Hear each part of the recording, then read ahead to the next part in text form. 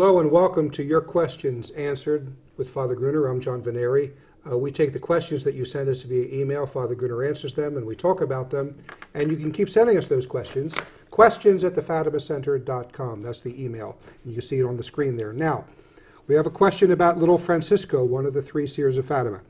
Recently I was reading a book on Fatima, and in that book it said Francisco only saw Our Lady and could not hear her.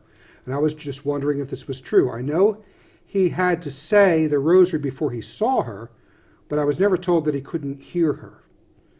If he could not hear her, then do you by any chance know why that was? So anyway, so that's basically the question, knowing that Jacinta and Lucia could both see and hear her.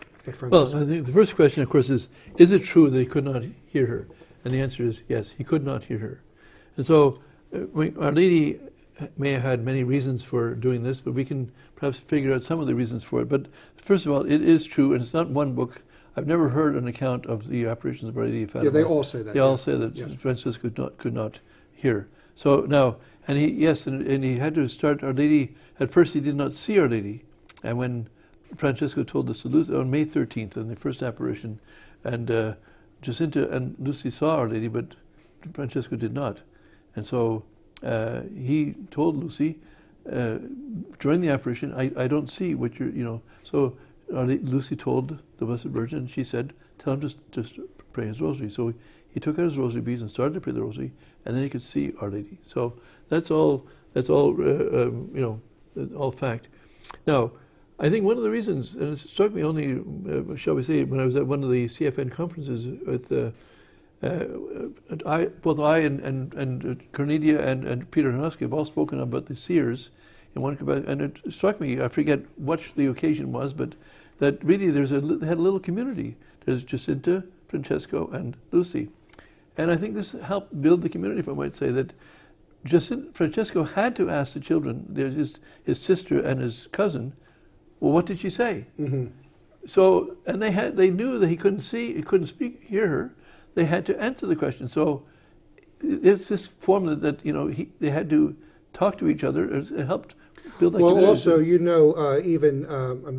you read a book in school, if you have a good teacher, once you read the book, the teacher wants you to discuss it, to talk about what was in there and to pull out the ideas. And that was one of the means, I never thought about this before, but now that you say it, that with Francisco having to be told that he's going to be saying, well, why this and why that? And what does that mean? And what does this mean? And yes. Because I think there was a couple things they didn't know what the little ones didn't know what exactly what was meant. What I found interesting with Jacinta, for example, is that, of course, she saw and heard, but she still, she was so struck by some things, and it was really, I actually was reflecting on Jacinta that you come to the understanding of our Lord on the cross when he says, I thirst.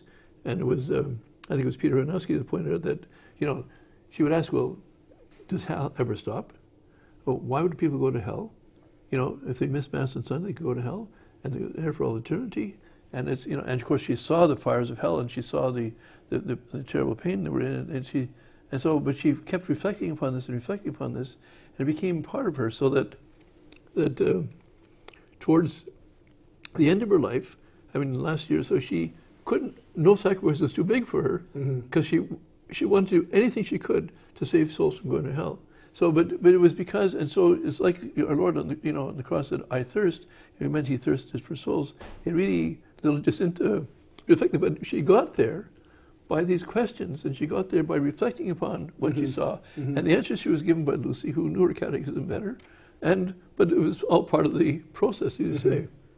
So it was like a little school of sanctity. And I think that also, I think it's true that after Our Lady appeared to them, they really kept each other's company more than anything else. They didn't really, they weren't standoffish to their friends, but that's not where their interest was. Their interest was in being together and talking about what only they had seen and experienced. Yes. So I think that this would be part of the process to have, part of the process for that little community being. And I think that also, some people learn, by doing, some people learn by hearing, some people learn by seeing, and so forth. I think there's a lot. There's another lesson. I don't know if we have time for this, but one of the other reasons I think is that, Our Lady has anticipated even her enemies and even her well-meaning friends who are actually standing in her way in the message of Fatima. What I mean by that is that, the Cardinal Bertoni and Cardinal Ratzinger in 2000 said, that this is the whole secret, but you have Our Lady saying the whole secret was what they saw. Mm-hmm.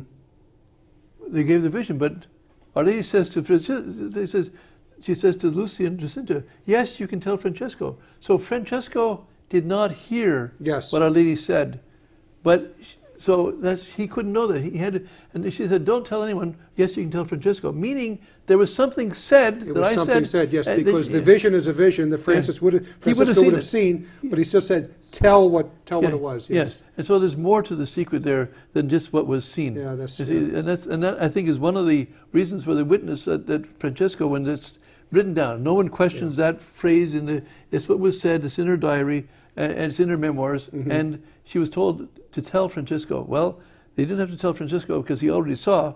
They had to tell Francesco what he didn't hear, and what he didn't hear was the part that they didn't give it to us yet. That's one of that's a good point. That's a good point because I think it really clarifies the fact that the secret is something not only seen but spoken. Yes, exactly. So, well, I hope that that helps with the person who answered this question. And studying the life of little Francisco, of course, is always edifying. And we will see you next time on the next broadcast. Thank you.